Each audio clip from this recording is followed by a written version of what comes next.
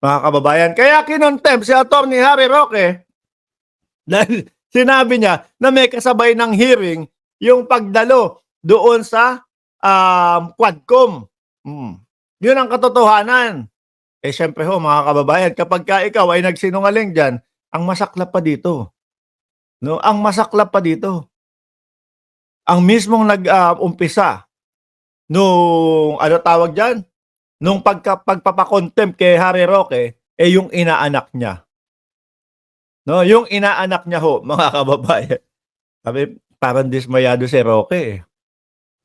May inaanak, may former student, etc., etc. No? Parang gusto, galing ka sa eskwelahan ko, ako nagturo sa iyo, inaanak pa naman din kita, tapos ipapa-contempt mo ako. Ngal-ngal si Maharlika, mga bossing. No? Ngal-ngal. So sabi doon, no? Sabi doon, attorney, wag ka nang bumalik ng Pilipinas. Dito ka na muna sa amin. Ganito. Meron palang mga kaibigan, no? Na nag-o-offer na tumakas na. Nako, nasa lookout bulletin yan. Oh, nasa lookout bulletin yan ng ating Bureau of Immigration. Kapag ka hindi nyo pinauwi yan, may kalalagyan. Ano? Napaisip na din ho si Attorney Harry Roque. Ano sabi niya doon? No? Sabi mismo ni Maharlika, ano? Iniisip ko na nga Maharlika, ano sa tingin mo? Wag na muna akong bumalik ng Pilipinas? Oh, hindi muna ako babalik doon sa Pilipinas? Hindi! Pero siyempre, haharapin ko sila. Oh, contempt ngayon. Pero ha, mga kababayan, yung 24 hours, no?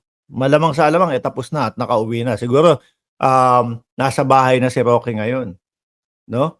So, yung 24 hours na pagkaka-contempt ni Attorney Harry Roque, wala yan sa kanya.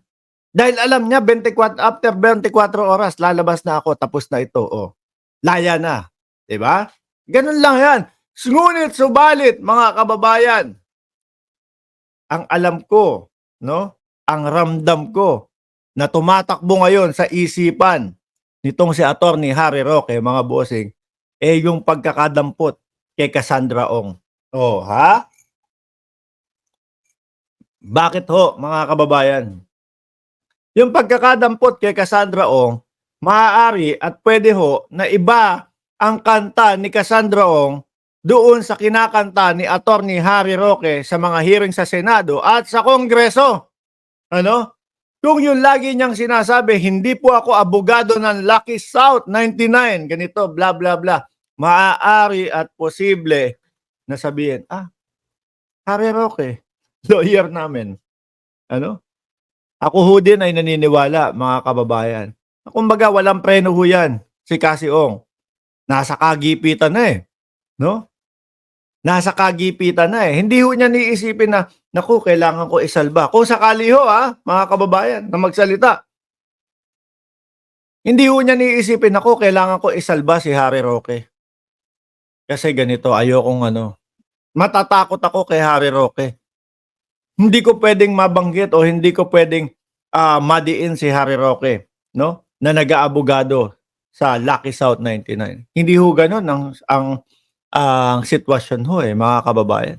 Kung baliktad kung si boss ay si Roque, mga kababayan, yan, mangingimi yan. Mangingiming magsabi ho yan, mga kababayan, na, nako, hindi si Roque ang ganito. Walang kaugnayan si Roque. Yan ang posibleng sabihin. Pero ho, syempre mga bossing, kung baliktad ang sitwasyon na si Roque, nasa ilalim nila, rekta-rekta lang ho magsasalita yan, mga kababayan. Hindi nila uisipin na masasagasaan si Harry Roque. Malilintikan si Harry Roque. Hindi ho matatakot yan.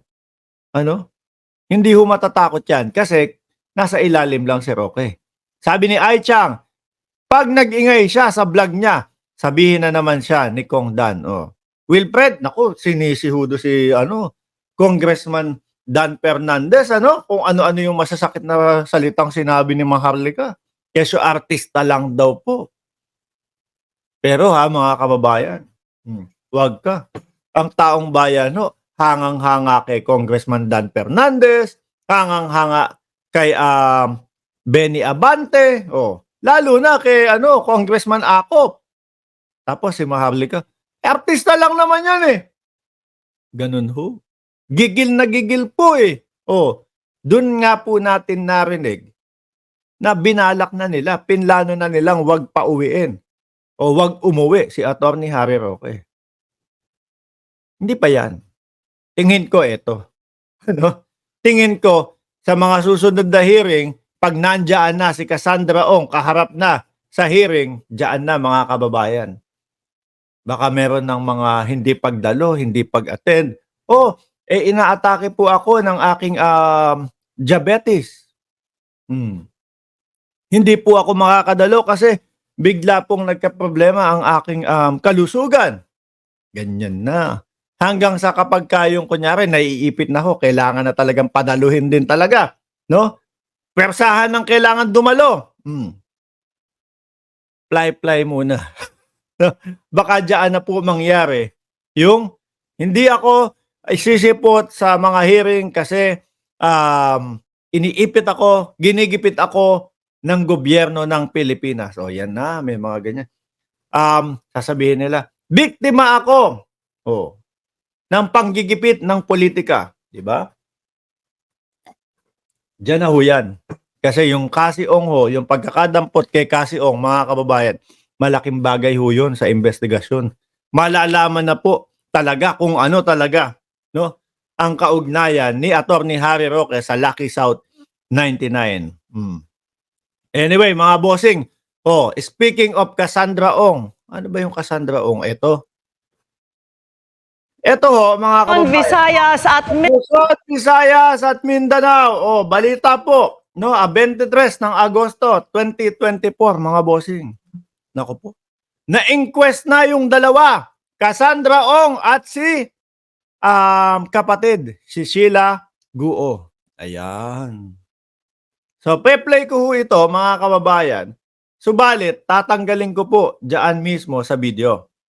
Pero maririnig nyo pa din ho, mga kababayan. Sabi ni Babsan, 619 likes. Good evening, Sir Mark. PBBM lang ang malakas. Mitch TV, shoutout sa iyo. 622. Di ako makakapunta kasi strict ang parents ko. Naku, yan ba yung posible at pwedeng idahilan ni Attorney Harry Roque? Kaya hindi makakapunta sa mga hearing? Tama lang. Na cite in contempt si Roque ang malamang niyan kung ano ang resulta ng paninira niya. Pinakain naman daw si Harry Roque habang nasa custody